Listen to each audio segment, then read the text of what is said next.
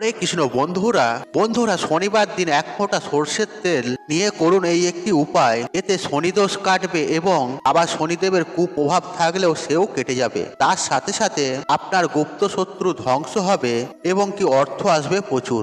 বন্ধুরা আজকে আমি আপনাদেরকে যে টোটকা বা উপায়টির কথা বলবো সেটি করলে দেখবেন ধনসম্পত্তি আপনাদের জীবনে যেখান থেকেই হোক আসবেই আসবে, আর তার সঙ্গে প্রচুর পরিমাণে অর্থপ্রাপ্তি আপনাদের ঘটবে। ধনপ্রাপ্তির নতুন নতুন রাস্তা আপনাদের সামনে খুলে যাবে।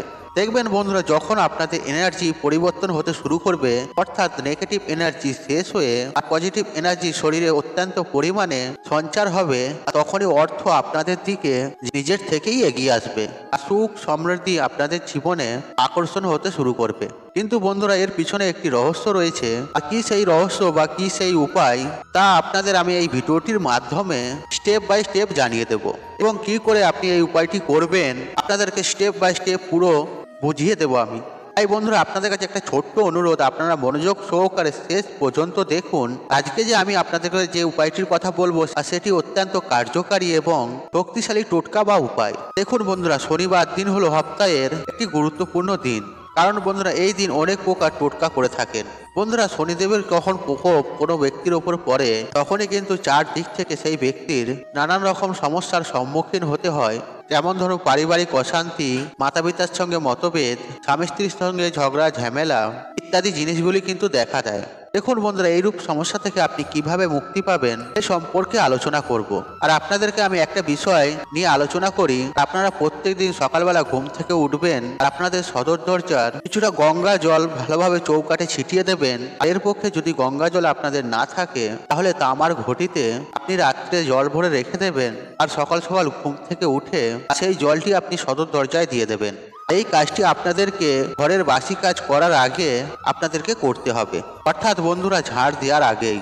এই কাজটি আপনাদেরকে কিন্তু নিত্য প্রতিদিন করতে হবে। আর এর ফলে কি হবে বন্ধুরা আপনারা জানুন, যেসব অতৃপ্ত আত্মার নজর আপনার গৃহের উপরে পড়ে তারা শান্ত হয়ে যায় তথা তাদের কুদৃষ্টির প্রভাব আপনাদের সংসারে কখনোই পড়বে না।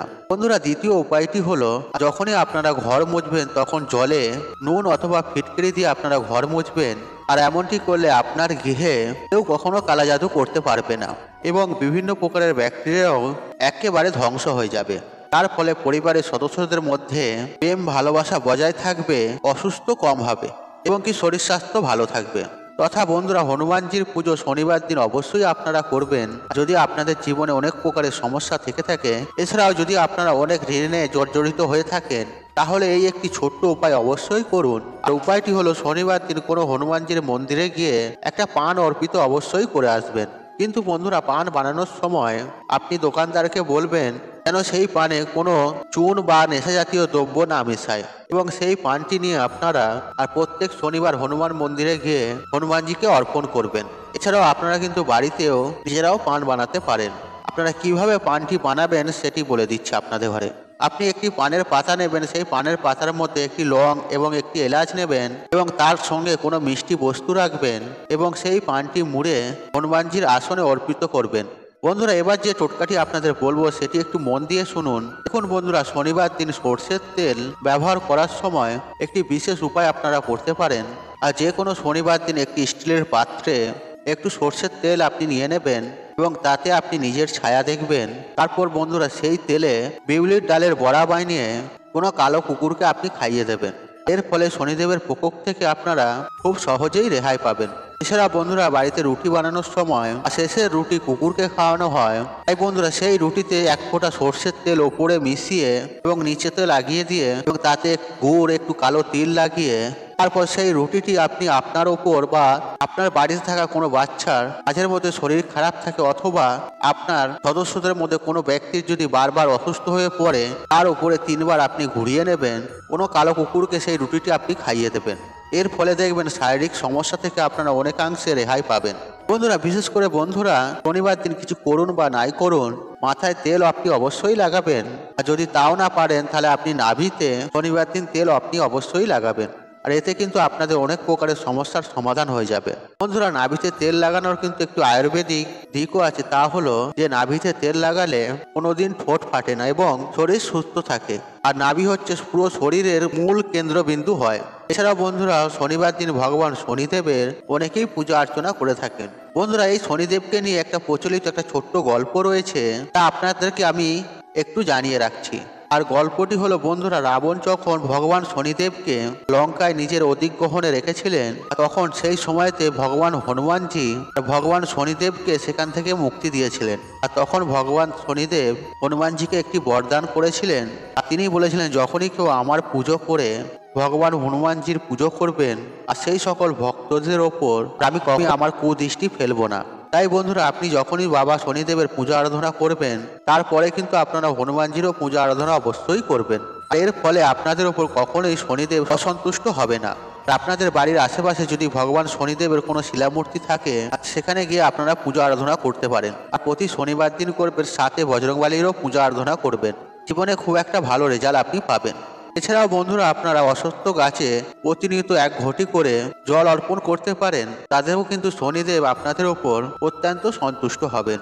আর বিশেষ করে আপনারা যখন শনিবার দিন অশ্বত্থ গাছের গোড়ায় জল অর্পিত করবেন, তখন আপনারা সেই জলে সামান্য কালো তিল, একটু গুড় বা মির্চির দানা আপনি ফেলে দেবেন। সঙ্গে সাদা ফুল নিয়ে যাবেন, আর সেই জল আপনারা মনে ভক্তি সহকারে অশ্বত্থ গাছের গোড়াতে অর্পণ করবেন। আপনি মনে মনে বলবেন, হে মা লক্ষ্মী, তুমি আমার বাড়িতে আমার সঙ্গে চলো। তার সঙ্গে বন্ধুরা, শনিবার রাত্রে সর্ষের তেলের প্রদীপ অবশ্যই অশ্বত্থ গাছের তলায় একটি করে প্রচলিত করবেন।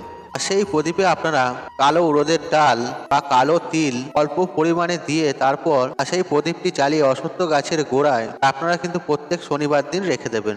আর এছাড়াও যদি আপনাদের জীবনে অনেক প্রকারের সমস্যা, দুঃখ, কষ্ট, জ্বালা যন্ত্রণা থাকে, বা ধরুন আপনার জীবনে এরকম ধরনের সমস্যা লেগেই রয়েছে, তাহলে আপনারা কি করবেন, যে কোনো শনিবার দিন বেল গাছের নিচে একটি দুমুখী ঘিয়ের প্রদীপ অবশ্যই অর্পণ করবেন বা প্রচলিত করবেন। দেখবেন বন্ধুরা, মাতা লক্ষ্মী আপনাদের ওপর অত্যন্ত প্রসন্ন হবে এবং উনি সন্তুষ্ট হয়ে আপনার বাড়িতে প্রবেশ করবেন। আর বন্ধুরা, আরেকটি কথা আপনারা সর্বদাই মাথায় রাখবেন, যখন আপনারা বাবা শনিদেবের পূজা অর্চনা করবেন, তখন কিন্তু বজরংবলীর পুজো করতে একদমই ভুলবেন না, অথবা আপনাদের পুজো কিন্তু অসম্পূর্ণ রয়ে যাবে। ধরুন আপনাদের জীবনে শনির 7.5 চলছে বা ঢাইয়া চলছে, তাহলে কিন্তু আপনি কখনোই সুখে শান্তিতে জীবনযাপন করতে পারবেন না। তাহলে দেখবেন সারা জীবন কিন্তু অশান্তি কিন্তু আপনার জীবনে লেগেই রয়েছে। দুঃখ, দারিদ্রতা আপনার পিছুই ছাড়ছে না। আপনার যদি মনে হয় আপনার চাকরির স্থানে অসুবিধা হচ্ছে, বা উন্নতির জায়গায় আপনাদের অবনতি হচ্ছে, বা আপনাদের সারা জীবন দুঃখ কষ্ট লেগেই রয়েছে, তাহলে আপনারা শনিবার দিন আর হনুমানজিকে একটি পাত্রে ঘি এবং সিঁদুর একসঙ্গে মিশ্রিত করে নেবেন এবং সেই মিশ্রণটি হনুমানজির শরীরে অল্প পরিমাণে আপনি লাগিয়ে দেবেন। যারা মহিলা রয়েছেন তারা হনুমানজিকে লাল ফুল অর্পণ করবেন। আর বিশেষ করে মহিলারা হনুমানজিকে স্পর্শ করবেন না। আর শনিবার দিন হনুমান চালিসা অবশ্যই পাঠ করবেন। আর এই দিন ভুল করেও কারো কাছ থেকে টাকা পয়সা ধার স্বরূপ গ্রহণ করবেন না, অথবা আপনি কাউকে টাকা শনিবার দিন ধারও দেবেন না। এছাড়া বন্ধুরা, আপনার বাড়ির আশেপাশে যদি কোনো অশ্বত্থ গাছ নাও থেকে থাকে, সেক্ষেত্রে আপনারা বাড়ির মুখ্য দ্বারের সামনে একটি সর্ষের তেলের প্রদীপ অবশ্যই প্রচলিত করবেন।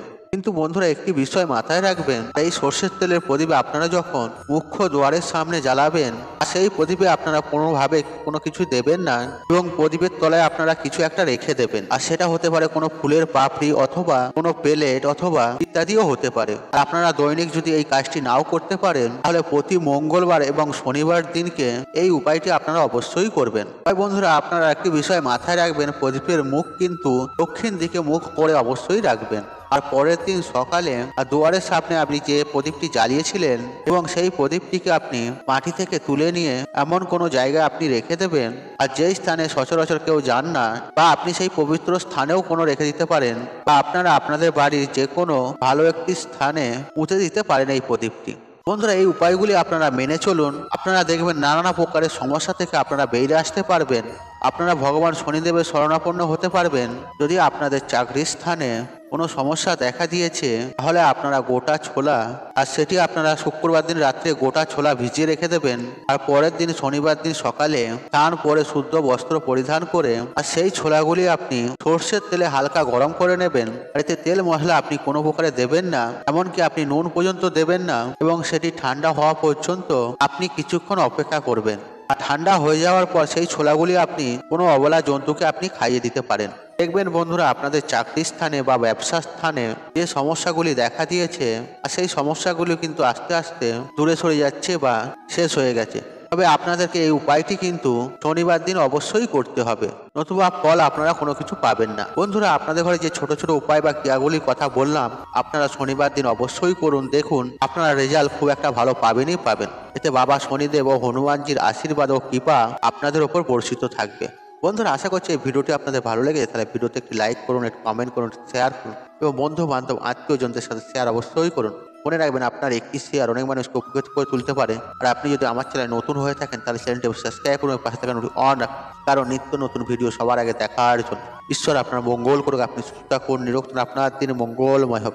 হরে কৃষ্ণ কৃষ্ণ কৃষ্ণ হরে হরে।